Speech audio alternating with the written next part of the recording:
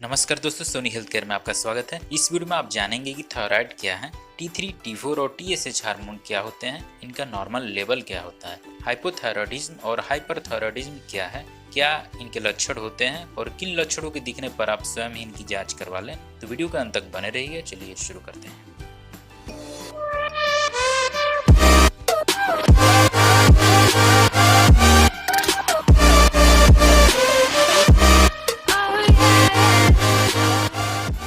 दोस्तों, सबसे पहले हम जान लेते हैं कि थायराइड क्या है और कौन से हार्मोन स्रावित करती है। ये थायराइड एक छोटी सी ग्रंथि होती है जो कि तितली या बटरफ्लाई शेप की होती है और यह गर्दन के अगले भाग में नीचे की तरफ कॉलर बोन के बीच में स्थित होती है।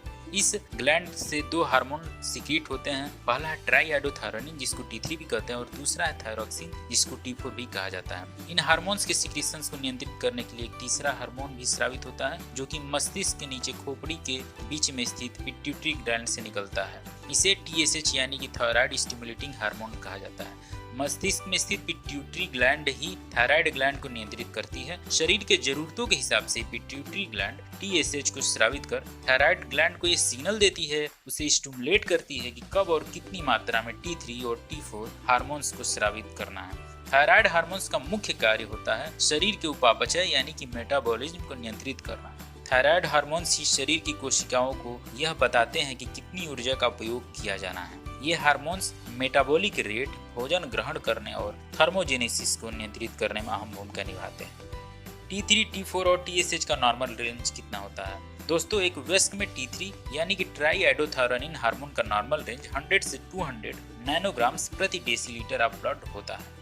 T4 हार्मोन्स यानी कि थायरोक्सिन हार्मोन का नॉर्मल रेंज एक वयस्क के खून में 5 से 11 माइक्रोग्राम्स पर डेसीलीटर ऑफ ब्लड होता है, जबकि TSH का नॉर्मल रेंज 0.40 से 4.50 मिली इंटरनेशनल यूनिट्स पर लीटर ऑफ ब्लड होता है।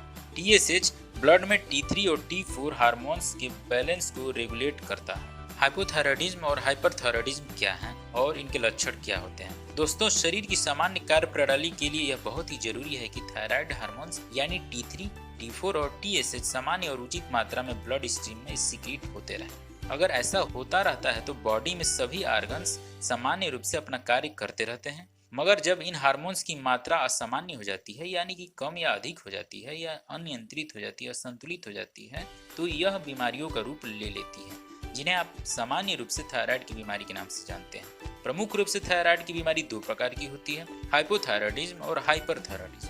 हाइपोथायरॉयडिज्म में T3 और T4 का लेवल नॉर्मल से कम हो जाता है तथा TSH का लेवल बढ़ जाता है, जबकि हाइपरथायरॉयडिज्म में T3 और T4 का लेवल सामान्य से अधिक हो जाता है ब्लड में और TSH का लेवल सामान्य से कम हो जाता है। थायराइड हार्मोन्स का कम या ज्यादा बनना शरीर की प्रत्येक कोशिका को प्रभावित करता है। सामान्यतः पुरुषों की तुलना में महिलाओं में ये बीमारी 5 से 10 गुना तक ज्यादा होती है। हाइपरथायरॉयडिज्म के क्या लक्षण हैं? जब थायराइड हार्मोन्स बॉडी में ज्यादा बनने लगते हैं तो बॉडी की मेटाबॉलिक एक्टिविटी बढ़ जाती है और शरीर के हर कार्य में तेजी आने लगती है। ऐसे में मरीज घबराने लगता है, चिड़चिड़ापन आ जाता है उसके व्यवहार में, ज्यादा पसीना होने लगता है, हार्ट बीट बढ़ जाती है यानी कि दिल की धड़कन बढ़ जाती है, हाथ कांपने लगते हैं, चिंतित रहता है और उसे सही से नींद भी नहीं आती है, बाल पतले होकर झड़ने लगते हैं, अधिक भूख प्यास लगने के बावजूद वजन में कमी आने लगती है यानी कि वेट लॉस होने लगता है, वह जल्दी ही थक जाता है और सांस फूलने लगती है। महिलाओं में मासिक स्राव कम होने लगता है। थायराइड ग्लैंड कुछ रोगियों में बढ़ जाती है जिसे गलगंड या घेंघा रोग या क्वार्टर रोग कहते हैं, जिसमें गर्दन में सूजन आ जाती है, गर्दन फूल जाती है।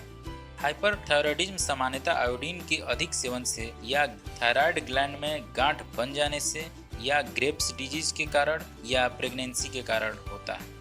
हाइपोथायरॉयडिज्म के क्या लक्षण हैं? दोस्तों, हाइपोथायरॉयडिज्म को अंडर एक्टिव या लो थायराइड भी कहा जाता है। इसमें थायराइड ग्लैंड पर्याप्त मात्रा में थायराइड हार्मोन यानी कि T3, T4 नहीं बना पाती है। ये सामान्यतः भोजन में आयोडीन की कमी के ही कारण होती है। थायराइड हार्मोन्स बॉडी में कम होने के कारण बॉडी की मेटाबॉलिक एक्टिविटी घट जाती है, जिससे शरीर में ठंड सहने की क्षमता घट जाती है, ठंड ज्यादा लगने लगती है, हार्ट बीट यानी कि दिल की धड़कन में कमी आ जाती है, कब्जियत रहने लगती है, मरीज को मानसिक तनाव हो जाता है और वह डिप्रेशन में चला जाता है, स्किन ड्राई रहने लगती है, नाखून और बाल कमजोर हो जाते हैं और हेयर फॉल ज्यादा हो जाता है। और सबसे प्रोमिनेंट लक्षण जो दिखता है वह है वेट गेन, यानी कि मरीज का वजन इसमें बढ़ जाता है।